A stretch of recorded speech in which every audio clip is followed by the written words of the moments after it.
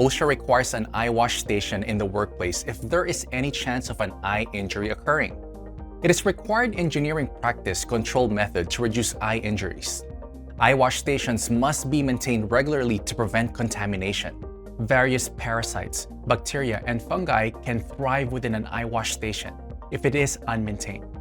These can cause an infection to the eye or other organs in the body. Eye wash stations are also tested to ensure they can provide flushing fluid for 15 minutes at 1.5 liters per minute rate.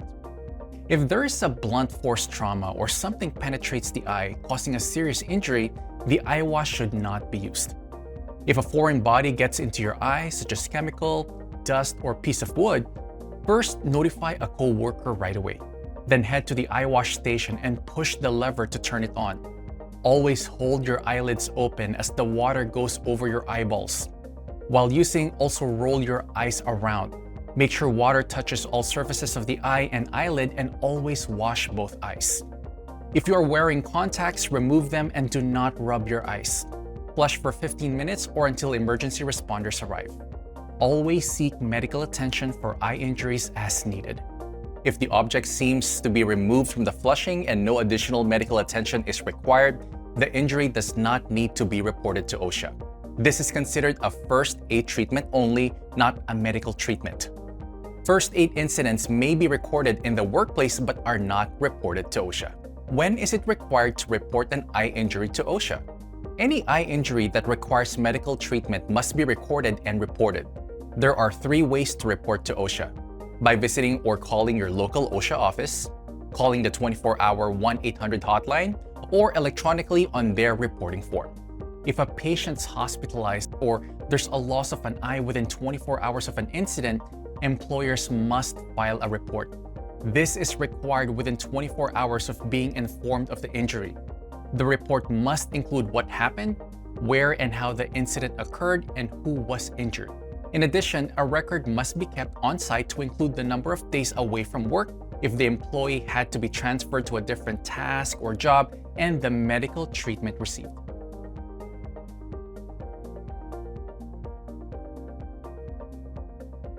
You forgot your safety glasses at home and only need to finish up a few pieces of wood for the project you are working on.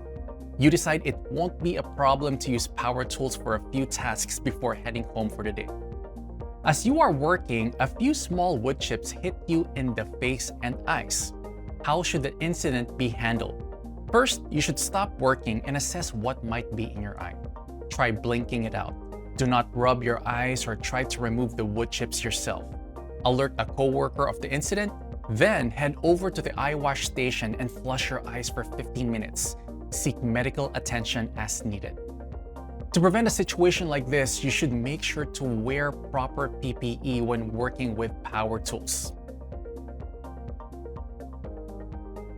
At work, you ask to deep clean something that requires a caustic chemical to be the most effective.